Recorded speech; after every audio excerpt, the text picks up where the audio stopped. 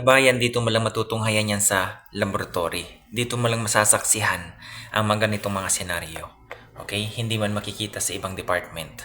Anong ipapakita ko sa inyo ngayon, ito ay para dun sa mga tao na laging nakaupo, madalas kumain ng matataba, yung mga mahihilig dyan sa mga butter, sa mga oil, sa mga... Okay? Tingnan nyo to. Ito ang normal na dugo. Hindi po ba? Okay? Tinanggal ko na lang yung label para makita nyo yung ano. Diba nakikita nyo yung kapano ka? Nakikita nyo si panot. Transparent ano. Tingnan nyo tong pasyente na to. Sineparate ko na lang. Pansin nyo? Pagkakaiba? Okay. Yung kanilang plasma, ito, yung parang tubig-tubig na yan, nagiging parang gatas na kabayan. Okay? Yung mga taong walang masyadong hindi na igagalaw ng maayos ang katawan, laging nakaupo. Kung ang workplace mo, lagi kang nakaupo, kabayan, may pag-aaral. Ang taong mas matagal nakaupo, mas mabilis. Alam nyo na. Okay? Kumbaga, mas maikli ang buhay ng tao na laging nakaupo as compared sa taong gumagalaw. Kung kayo dyan sa trabaho nyo, yung field ng work nyo ay laging nakaupo, try nyo ding paminsan-minsan umunat-unat. Okay? Itong pasyente na ito, unang napansin ko, ito yung mata.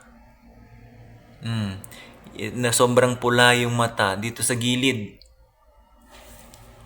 Ang tawag dito, kasi niran ko ang kanilang mga lipid profile. Kabayan, sobrang taas ng kanilang mga triglyceride at cholesterol. Ito lagpas na sa 1,000 mg per deciliter or 11.5 millimole per liter. Hindi yan maganda sa kalusugan, kabayan, ha? Huwag mo nang paabuti ng ganito ang iyong dugo.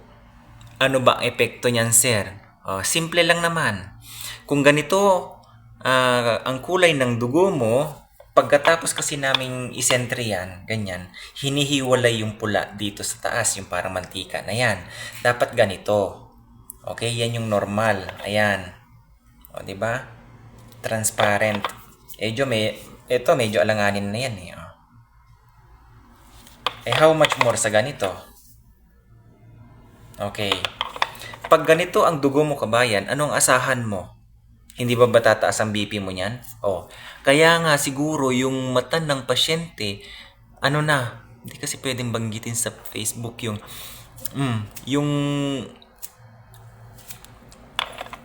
lumalaki na. Lumalaki na yung mga ugat-ugat dyan sa mata. Tumataas ang blood pressure. Dahil hirap na nga puso na mag-push na yung dugo kasi sobrang lapot na, kabayan. Okay?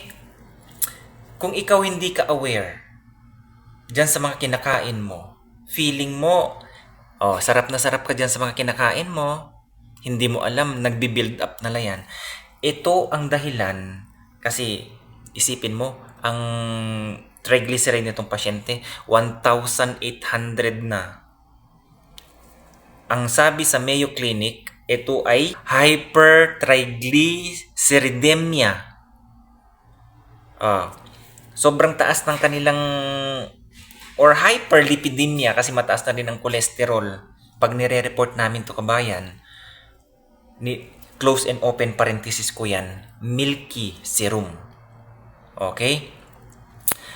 Sa tingin mo, kapag ganito lagi ang sa dugo mo, ito ay prone sa pagkaklag. Ito ay prone sa paninikip ng inyong mga ugat. Kaya, hirap na hirap, sakit na sakit ang dibdib mo na yan. Sakit na ang batok mo yan. Okay? Sobrang init na ng paa mo yan. Hindi na nakakasirculate ng maayos ang iyong dugo. Lalo na kung ikaw, samahan mo pa ng ikaw ay diabetic. Ang sabi dito, hypertriglyceridemia is defined as abnormal concentration of triglyceride. Sobrang abnormal. Okay? And has been associated with atherosclerosis. Even in the absence sasabihin niya, even in the absence of yung mataas ang kanyang cholesterol or hypercholesterolemia. Kahit normal ang cholesterol mo, kung sobrang taas ang iyong triglyceride, ikaw din ay mataas ang tsansa na magkakaroon ng atherosclerosis. Ano ba ang atherosclerosis? Yan yung nagkakos na ng mga heart attack. Yan yung mga na-stroke. Yan yung mga nagkakaroon ng mga, yung ugat dyan sa ulo natin, aneurysm, or nagkakaroon ng blood clotting kung saan man dyan. Kabayan, isang awareness lang po ha. Kaya nga sinasabi ko dito lang sa laboratory, ine-expose ko to na may mga dugo po na ganito. Sineparate ko na yan. Pakiusap, maingat sa kinakain ngayon. Okay? Tinanong ko yung pasyente, ano bang trabaho mo? Cashier. Laging nakaupo.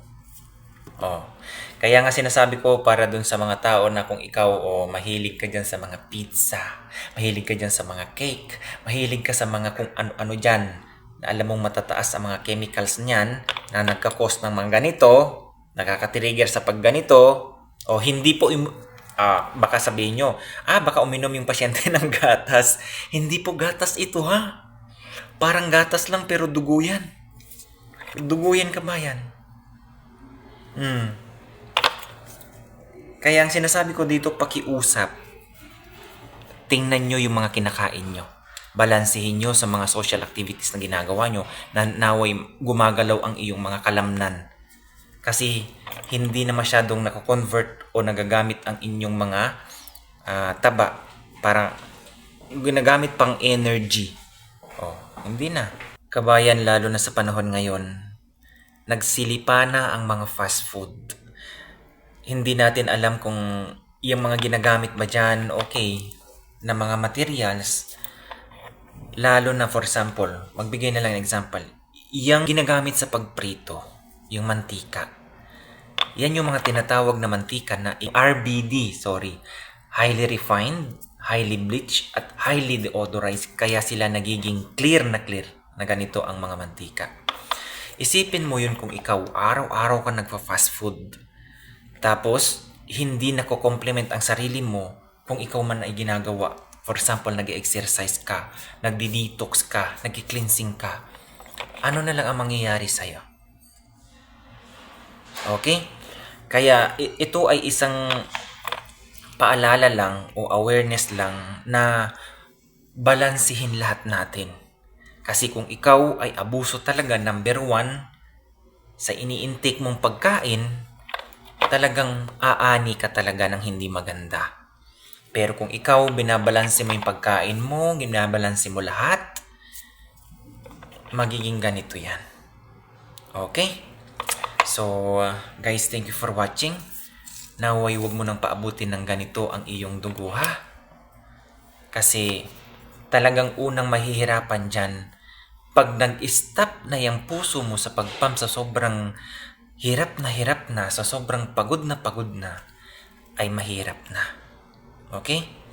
Mas maigi na yung kahit na yung kinakain mo hindi okay lang naman paminsan-minsan kumakain ka ng alam mong bawal.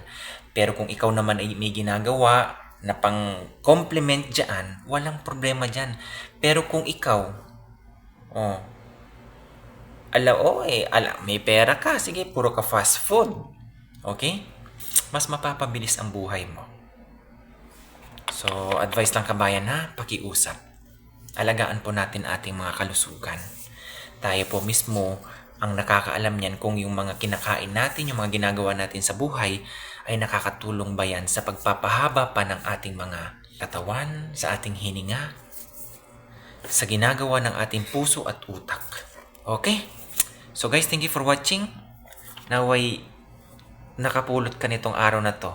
Baka sa ngayon kumakain ka dyan ng hamburger o alam mo na, balansin mo na yan bukas. Okay? God bless everyone. Bye-bye.